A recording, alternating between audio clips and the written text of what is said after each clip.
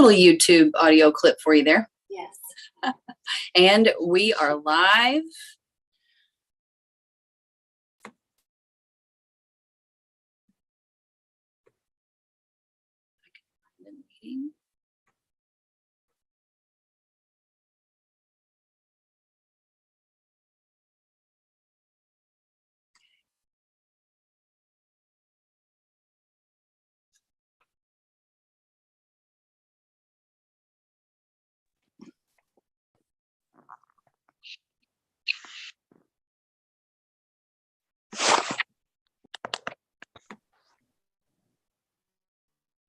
Okay, we've got people coming in. We're live.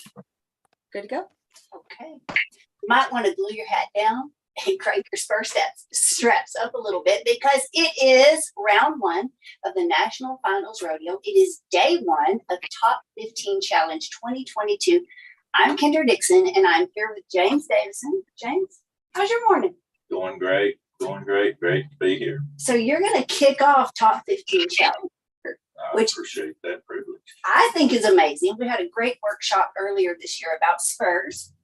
And guys, we typically kind of ease into the conversation. You know, we kind of start slow, you know, get to know our audience, introduce ourselves, let you get to know us, but we're not going to do that this year. We're not going to ease into the deep end. We're just going to dive right in. I'm so glad that you're here. Thank you so much to our sponsors. If you look at this beautiful set we have, all prepped and lit up and gorgeous, that is thanks to Merhow Trailers. Merhow Trailers, what I love about that brand, not just the brand, James, it's the people. The people make the whole product and the whole experience amazing. So we're really excited. We are coming at you live from the Plaza Hotel, which is located at 1 Main Street in Las Vegas. It's where they have the core arena, tons of stuff happening here. And this town's full of cowboy hats and boots and spurs. It's that time of year in Vegas. It sure is. Starched jeans. Starched jeans. Okay, so some people have participated in a stall high clinic before. A lot of people are new. And so they're not quite sure what they have clicked themselves into. This might be the first time they've done one of our online events or online activations. And Stall High is an app. You know that if you signed in at top15challenge.com. The brand, our team of mentors, what we want to do most for the horse world is fill in the blanks. Those gaps that are missing, the question marks that seem like they're elusive and you just never can quite nail it down and find the bullseye. You can't find the right answer for your horse. We geek out on that. We love solving problems for riders, whether it be your horse, maybe having a mental block, or whether it's a mental block in you or me. I've discovered a lot of them this year that, quite frankly, I wasn't aware of. And the thing about a problem, what makes a problem? James? Well, I think a problem is it's a breakdown in we as riders, we may get behind in our thinking. Okay, so 60 years old this year, been riding arguably 55 years professionally, a long time. And I always find that if I'm having a problem with the horse, I didn't put enough thought into it. See, so as riders, it's our job to inform ourselves, be able to think through it quickly enough to apply what we want to have happen to our horse. Because you have to understand in those tenth and hundredths of seconds when that horse's feet are moving, how do I direct that? How do I dial this horse's mind into my feet, my seat, my hands, and so that I can direct him and show him what I'm trying to accomplish? That takes a lot of mental work. And, you know, there used to be kind of an old adage, well, there's guys, they'll play it off, well, I'm just an old horse trainer. No, they're intelligent people.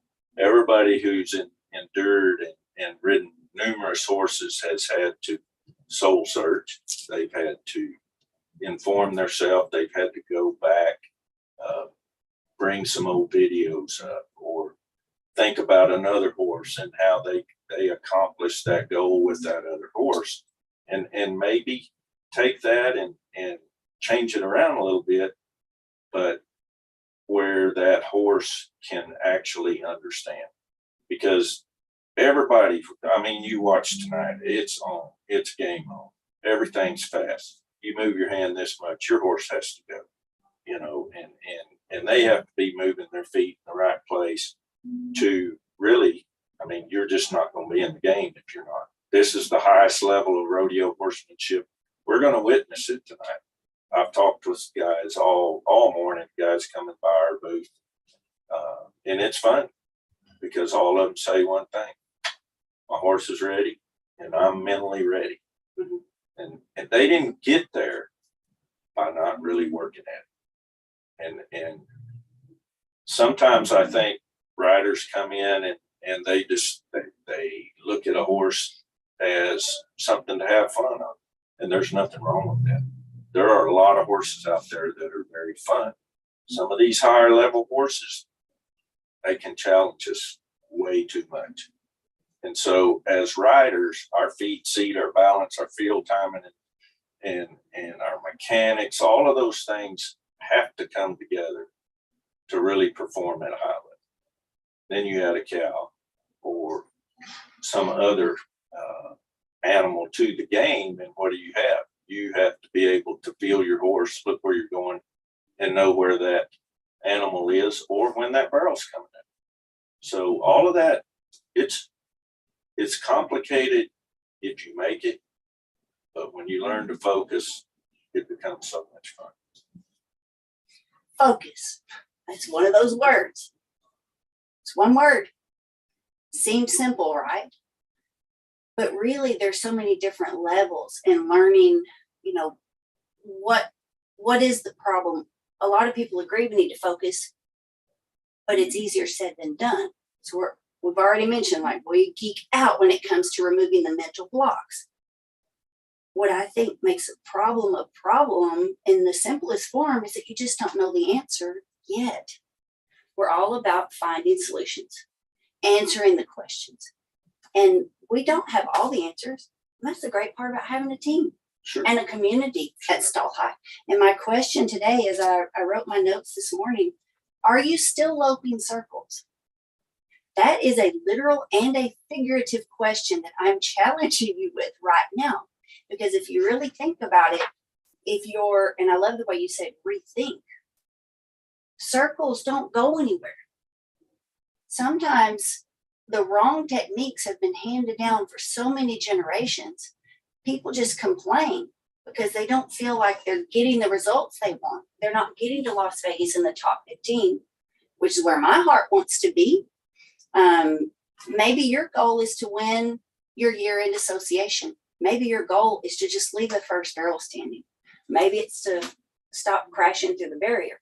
Whatever that is, rethink it. If you want to change your horse, change your mind.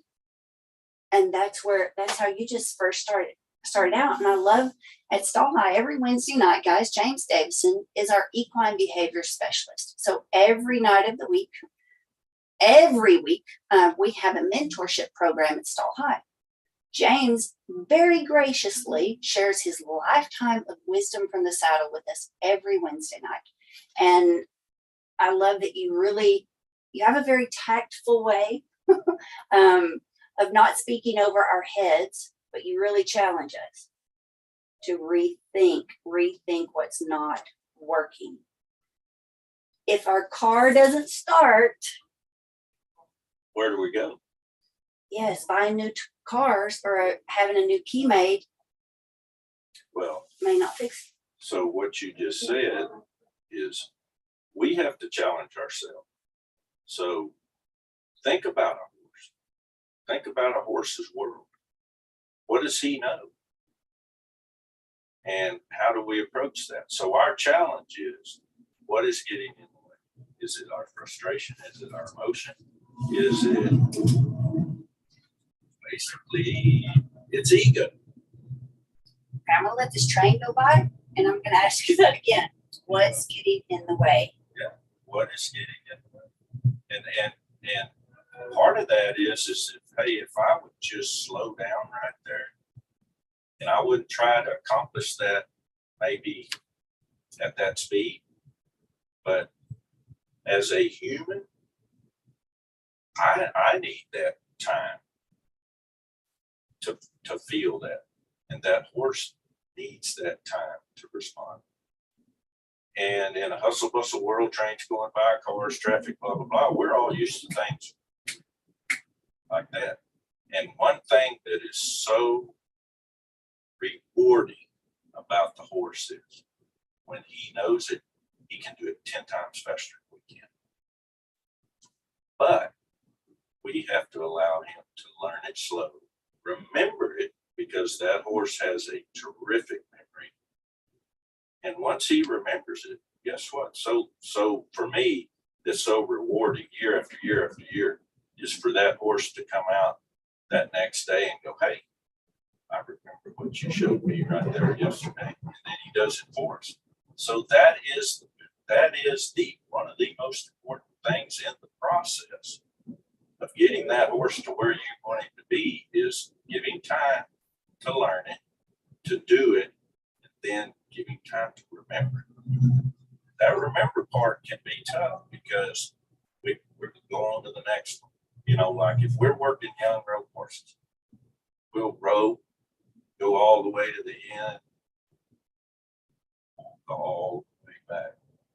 And so we're going back, letting that horse get his breathing back right.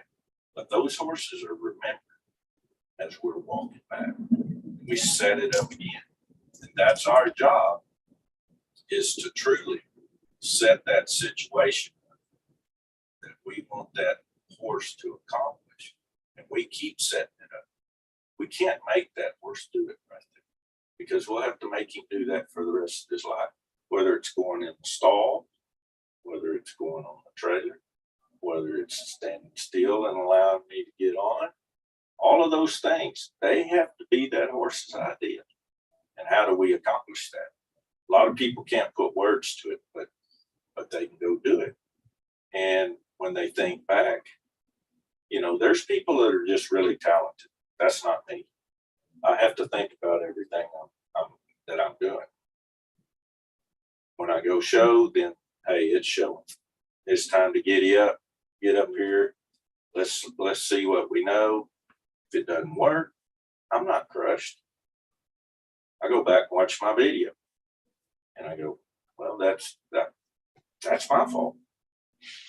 That horse didn't perform right there where I needed him to. Why didn't he? Mm-hmm.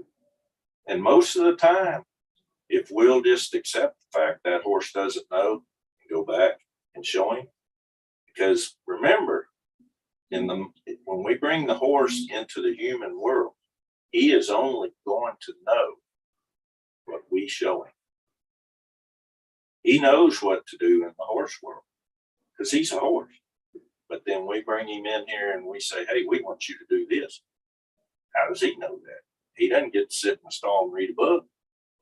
We have to talk to him. We have to show him. We have to use our feet or seat, whatever. Maybe set up a new environment, just like you're saying. If I come out and I load circles in the same place in the arena all the time, A, he's going to get bored to death. And B, we're not going to get out of the circle. You'll build stamina, which will make your job harder tomorrow. I like how you said that. If you have to make him do it, you're gonna have to make him do it for the rest of his life. I see that so much with training. I think we sometimes pride ourselves a little too much. It's more about us than the horse. And so we feel safe when we feel like we have more control, when we're the ones doing something. But that's really not partnership. That's not a relationship with the horse. I would recommend you consider a motorcycle. They make some really fast motorcycles. And hey, and if that's your what you want to do, more power to you. If you're going to ride a horse, you're dealing with a living being that does think and react and has emotions, and all of those things. I think where people get a little off track is when I bring a horse into the training process. Okay, it is my job to teach that horse what I want him to do. It's not his job to teach himself. It's our job. Now, we can set things up and then that horse will teach himself. And so there's the challenge. A lot of people, they don't, well, I don't know how to set that up. No, because you have no line of communication. And so that line of communication, that respect and that respond. And then sometimes what else gets in the way? We get bad behavior. It's just like our kids. Everybody has to respect each other. There has to be bad behavior has to be punished. Good behavior has to be rewarded. And that's a different level with every horse. That's right. It's different with every person too. Every kid's different. Exactly. I was very timid growing up. My brother, very bullheaded. So 2 totally different parenting styles, for my parents to raise us. And horses are like that too. I don't know how many horses you own right now. Maybe you've been blessed and you've been riding your whole life and you've had an opportunity to own dozens, or in James' case, thousands at this point.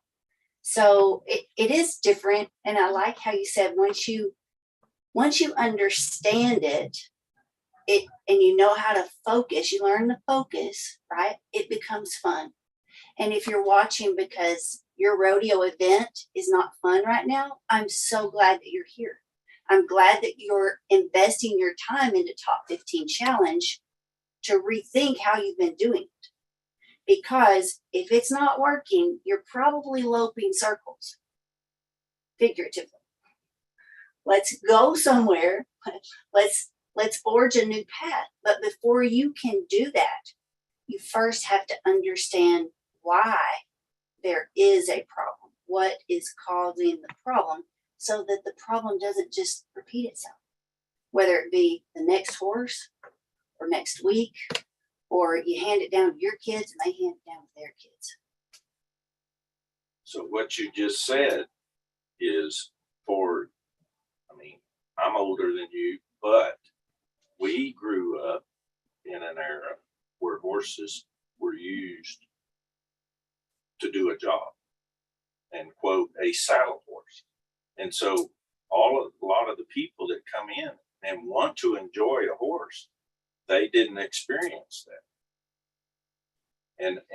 So the difference in the mindset is, we know that horse has to be somewhat of a saddle horse, walk, trot, lope, stop, side pass, roll back, whatever is important to you. But once he is a saddle horse, he has a basic knowledge of how he should respond to us when we're on his back. And then that allows us to step up and do something specific: running barrels, rope, heel, rope kicks, cut, rein, cow horse, whatever. So when we're thinking about our issues, what is our deficiency? Sometimes that gets in my way, because I'm going, well, I'm not going on to work the cow on you until you're a good saddle horse, because I know the importance of that.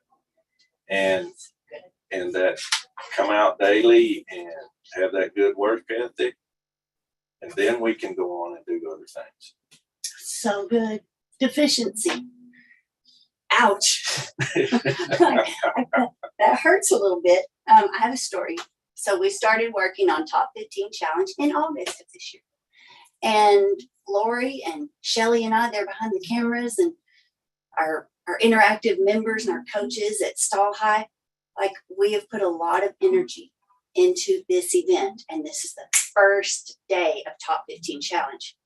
So much thought and so much effort and so much expectation has gone into this online event that you're now part of, that when things did not come to fruition the way we hoped or thought they would, when things became very challenging, there was a lot of disappointment. There was a lot of frustration. even getting here, we've had to miss the past 2 nights of events because we've been in this Merhout trailer trying to figure out all the wires and the systems and the lighting and the sound so that everything streams correctly. We were working our last step last night. We were up late. We're working on sound. There's a little bitty box about that big, a little road mic. And we got frustrated. I've lost count of how many times we've gone to Best Buy since we've been in Las Vegas. Okay, we've changed microphones more than once. Okay, we're making friends at Best Buy. We call our friend Austin up, and he's helping troubleshoot. Do you know what it was? One itty bitty button, the decibel button, was set too high. And so when we played it back, there was this real loud like this and all this racket on top of us talking. That's not going to work. The equipment was not broken. It was one setting on a tiny button. And if you look at that fancy camera that Miss Shelley owns, because she bought a new camera just for this event, just for you guys, it's full of buttons. Do you know how many buttons are on a new Canon? No telling. That's way out of my league. I got one for you. You ready? Yeah, You know I'm this ready. one. A lot less than on your horse. That's true. That's true. But we were so challenged and it was so frustrating. But when we get here and we see the results, and we're already hearing them, we're already hearing people who listen to Stall Talk this on Tuesday with Shelley and Martin Patella of Life Enthusiasts saying, I've never heard anybody talk like this before. It's already impacting me. It's so worth it. Sure. So what do you think about all those buttons? How do you want to run with that in this first session? So being the simple-minded human I am, I get one to operate with just as few buttons as I can. And so that has to be I have to go, my mind is very fast and my hands are fast. And so I can get to outrunning that horse and all of a sudden there's so many buttons, he's defeated.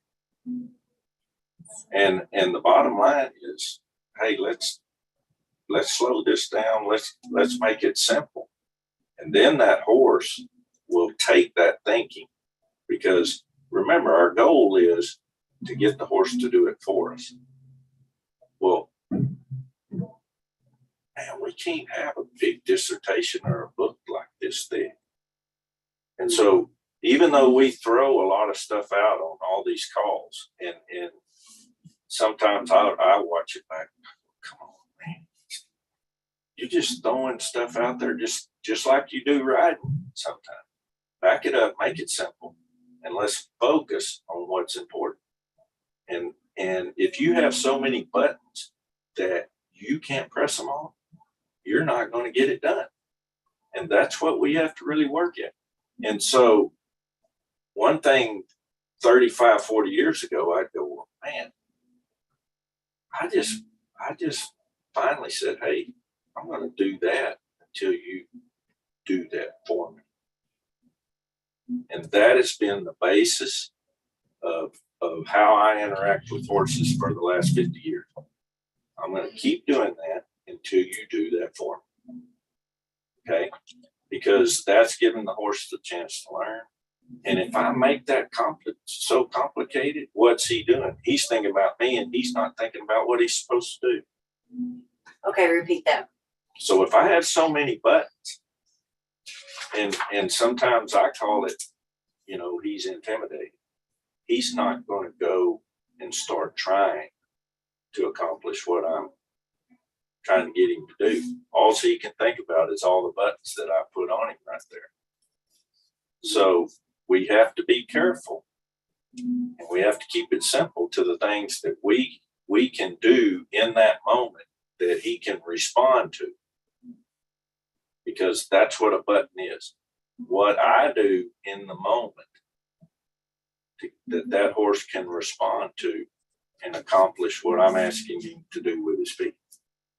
We had a great discussion at breakfast. There's some guys that I'm out here with that have a lot of years of riding, from branding calves to making the NFR to feedlot, just all of us have a lot of years of experience doing things. And in the conversation, well, man, I don't like that horse's head when he's doing that right there. I go, you got to look at his feet. You know, he's got his head where his conformation and his balance are for him to do it correctly with his feet.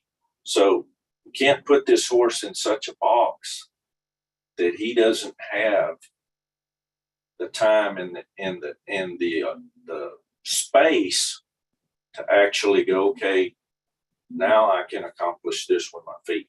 So we can't trap him. We can't put so many buttons on him, you know, that we can't push all those buttons in the moment when we're trying to get done what we're trying to get done. So there may be a lot of feel things happening. I might be moving my hands here, my foot here, and doing this, but that's in a reaction to aligning the horse up. And then the horse goes, oh, I'm not supposed to go there. I'm not supposed to go there. I'm not supposed to go there. I'm just supposed to go there. So that sometimes is what, when people go, wow, man, your hands and your feet, they're all going so fast, blah, blah, blah. I go, yeah, but watch what happens when I stop all that. Everything gets simple, and one push gets all of that going that way. And that's what we have to focus on. And some people go, well, I pushed there. Oh, yeah, but he squirted out over here, or he backed up. He didn't respond correctly, you know, so we're getting down to the nuts and bolts of it. And that's what happens. So if I push here and he goes here and I want him to go there, what happened? Well, I didn't have him secured over here. I didn't open the door. I didn't, you know, I didn't show him in a way that he understood. Okay, let's circle you back a few minutes. Because you said we're pushing too many buttons, or if we don't know the right button, or how to use it, right? All that horse can think about is pleasing us. Or responding to us. Or responding to us. Because if you have too many buttons, you've cooked him a little too far. And he's not pleasing us. He's just existing. And I don't want a horse that's just existing. I want a horse that's doing it for me. Okay, here's my last question, and then we'll open it up for questions. You said something profound, and you just said it a few weeks ago in class on Wednesday night. I've wondered for years, and you challenged me to rethink it. Why, I'm just going to say it. Why don't we see a lot of futurity and derby horses move on? Why don't they make it to the next level? Why don't they transition and have a longer career in pro rodeo? Because a lot of them want to. And it wasn't what I thought it was. What is it? Well, realistically, all phases of the horse industry rewards most money to the youngest horse that does it. And that may mentally and physically totally take that horse's later years of doing that off the plate. Okay. Me as a quote, I mean, I grew up cowboy. I know the value of a good horse and how long I need that horse to last, because I know how long it takes me to get another one up there to his level. Okay, so with that being said, we're a commercial horse business. We have expenses, we have overhead, we have taxes, we have all those things. So if a person hangs their shingle out, to stay in business, they have to ride X number of horses, and they have to go win at the futurity level. Mm-hmm. And so their talent level is such that they're going to get that horse somehow to do that. Okay. But here's the thing we can never outrun. I'm somewhat of I look back at history and I look at some of these horses that really excelled once. We didn't see that horse. But you know what? Those horses don't have an impact on our breed. See, so we have to look at that in a big way, and we go, okay, where's that horse that rung the bell every single time? And why did he ring the bell? Somebody taught him how to do it in a way that was efficient and he could stay sound and they took care of him. And B, he's a good-minded horse with good conformation. So when we go look, and we talked about this the other day about integrity. Novice riders need a horse with integrity. And the only way a horse gets integrity is somebody that knows what he's supposed to do every day and gets him to do it to the point where every day when he comes out, he thinks about nothing else but doing that. Okay. So that's a big answer, but we're not going to get away from it. And people that are responsible and like the horse and love the horse, we have to figure out how to navigate through all that. And understanding conformation and getting the right horse to do what we want him to do is the key. It is the key, because the old saying is you can't make a silk purse out of sow's ear. You just can't get away from that. So go try to find that colt with integrity, and his conformation to start with. He may be a little hooligan. The great ones are all hooligans. I can tell you that right now. And how you deal with that turns into how far that success goes. Because if they're a great horse, they're having some thoughts on their own. And you're going, ooh, look at there. I got to get him to think about it. Take all of that and put it here. It's like, I had one last month, buck, every day for 30 days.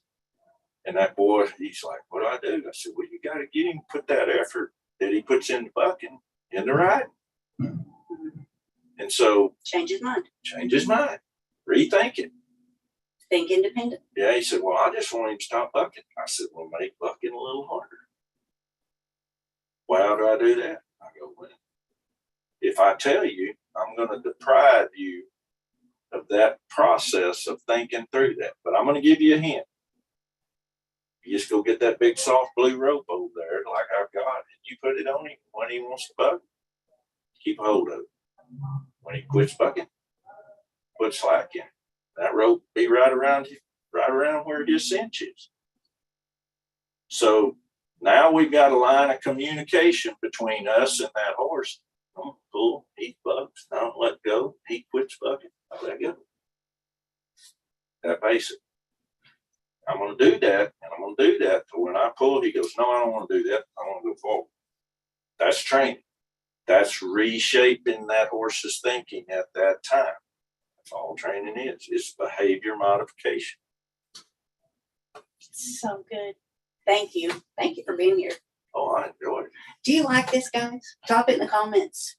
If you are part of top15challenge.com already, so you're already in the top 15 group inside the Stall High app, here's your homework assignment for today. So you not only have an opportunity to win this saddle for free when you sign in at top15challenge.com, Cactus Saddlery is sponsoring an extreme gel pad every day of the finals. This pad retails at over $300.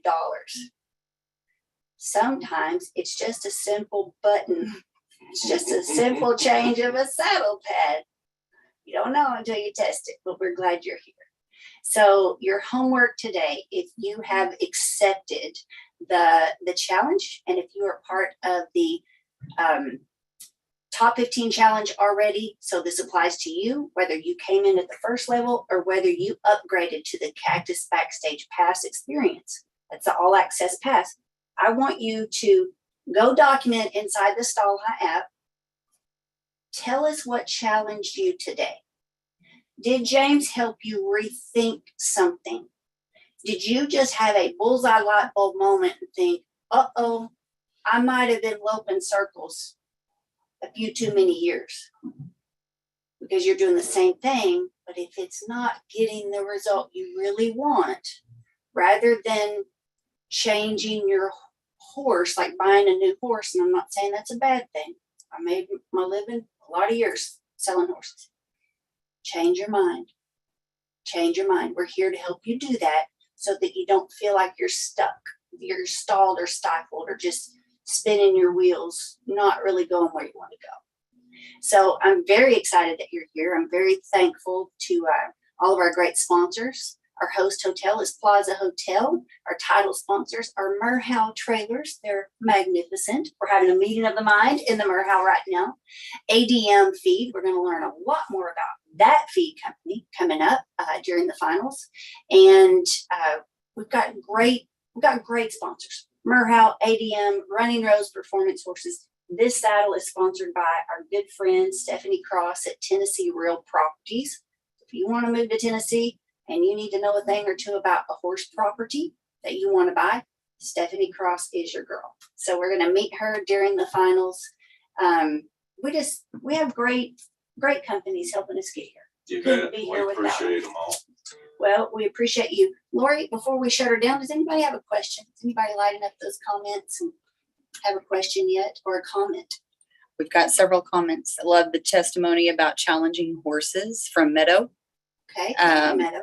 And then Jess says she likes how you have to let the horse think it was his idea, which I think that could be an entire discussion on its own. Mm-hmm. I would like to hear some examples of that personally. It's so important to take it slow and give our horse the time to learn. He will love his job. Mm-hmm. Yeah. Man, that's good. That just makes me think one more thing, relationship. This kind of gets into the faith topic, but we're going to talk about that too. Oh, yeah. Someone recently told me, faith is having a relationship. It's not religion. So I agree with that. Mm-hmm. I challenged that person and said, what's the last thing you heard God say? What's the last thing he said to you? Well, that didn't go over so good. So if you want a relationship with your horse, make sure you're not just talking. Gotta be listening. You gotta be listening. Sure do. The more you listen, the more you learn. The more you listen, the more you learn. So if you're listening, if we got your attention, this is our first live video.